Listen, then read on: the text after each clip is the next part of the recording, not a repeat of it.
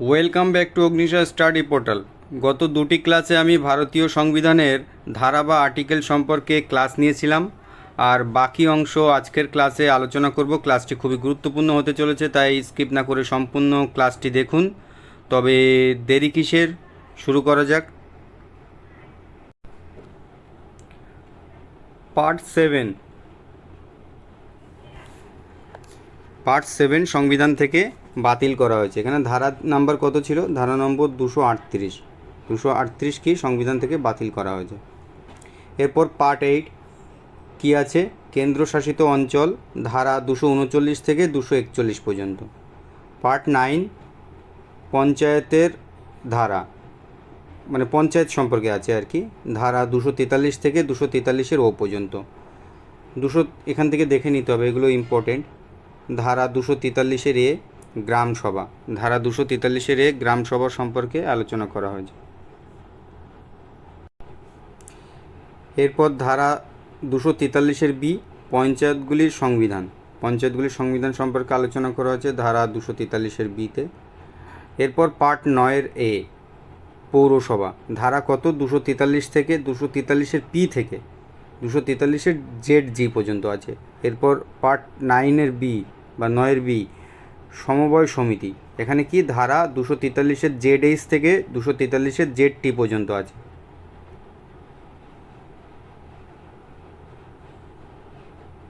এরপর পার্ট 10, এখানে পার্ট 10 কি আছে?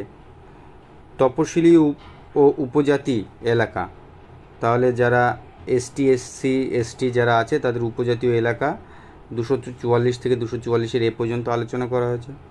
পার্ট 11 কেন্দ্র রাজ্যের সম্পর্ক, ধারা 245 থেকে 255 পর্যন্ত আছে। পার্ট 12 অর্থ সম্পত্তি চুক্তি এবং মামলা, ধারা 264 থেকে 300 পর্যন্ত আছে। তো এখান থেকে গুরুত্বপূর্ণ ধারা কি আছে? 266 কী আছে? 266 একত্রিত তহবিল এবং পাবলিক অ্যাকাউন্টস তহবিল। ধারা 267 কী আছে? ভারতের কন্টিনজেন্সি ফান্ড। ধারা 280 অর্থ কমিশন। ধারা 203 সম্পত্তির অধিকার, যেটা কিন্তু আগে মৌলিক অধিকারের মধ্যে ছিল, সেটা কিন্তু এখন আগেই আলোচনা করেছিলাম আগের ভিডিওতে। 300 এখন আছে সম্পত্তির অধিকারে পরিণত হয়েছে মৌলিক অধিকার থেকে। তাহলে এই 4টে ধারাই কিন্তু খুবই ইম্পর্টেন্ট, পরীক্ষায় কিন্তু জিজ্ঞাসা করা হয়। এরপর পার্ট 13 ভারতের অঞ্চলগুলির মধ্যে ব্যবসা বাণিজ্য এবং মিলন, ধারা কত? 301 থেকে 307 পর্যন্ত আছে। ধারা 301 খুব ইম্পর্টেন্ট, ব্যবসা বাণিজ্য এবং মিলনের স্বাধীনতা। ধারা 302 কী আছে? ব্যবসা বাণিজ্য এবং মিলনের উপর বিধিনিষেধ আরোপ করা সংসদের ক্ষমতা। তাহলে সংসদের কিন্তু একটা ক্ষমতা থাকে ব্যবসা বাণিজ্য বা মিলনের উপর বিধিনিষেধ, সেটা যদি প্রয়োজন হয় তবে। তো সেই ধারা 302 আছে, 301 আছে। এরপর পার্ট 14 কী আছে? কেন্দ্র রাজ্যের অধীনে পরিষেবা, ধারা 308 থেকে 323 পর্যন্ত আছে। ধারা 312 কি? সর্বভারত সেবা। ধারা 315 ইউনিয়ন এবং রাজ্যগুলির জন্য পাবলিক সার্ভিস কমিশন, এটা সংযুক্ত নিবন্ধে PSC পরীক্ষা সম্পর্কে এটা আছে, এটা আরও ডিটেলসে জানা যাবে। ধারা 320 কী আছে? পাবলিক সার্ভিস কমিশনের কার্যাবলী। তাহলে এই 3টে ধারাই কিন্তু পরীক্ষায় বারবার জিজ্ঞাসা করা হয়। এরপর এটা পার্টই না, পার্ট হবে, এটা একটু প্রিন্টিং মিস্টেক। 14 কী আছে? ট্রাইব্যুনাল, ধারা 323 থেকে 323 পর্যন্ত। এখানে ধারা 323 খুবই ইম্পর্টেন্ট, প্রশাসনিক ট্রাইব্যুনাল।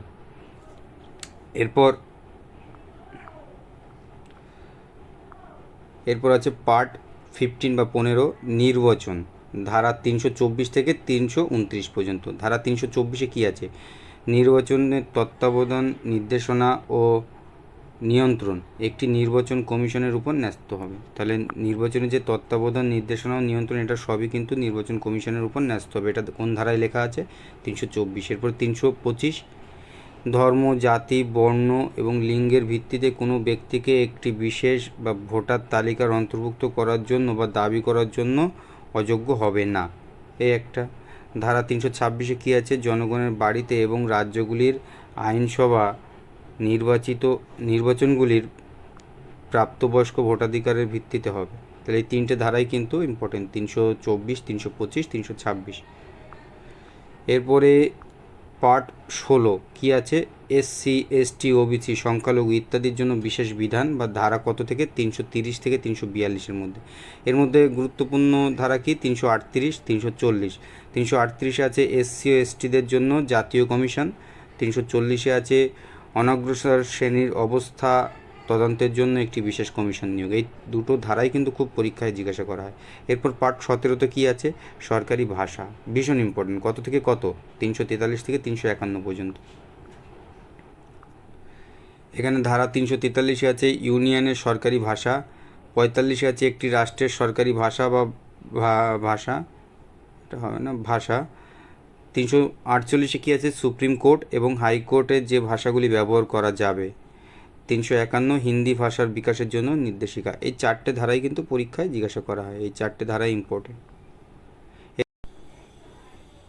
এরপর পার্ট 18 বা 18তে কী আছে, জরুরি ধারা কত, 352 থেকে 360-এর মধ্যে জরুরি সম্পর্কে আছে। জরুরি অবস্থা ধারা 352 আছে জরুরি অবস্থা ঘোষণা। জাতীয় জরুরি অবস্থা ধারা 356 আছে রাষ্ট্রীয় জরুরি অবস্থা, এটা রাষ্ট্রপতি শাসন। ধারা 360-এ আছে কি, আর্থিক জরুরি অবস্থা।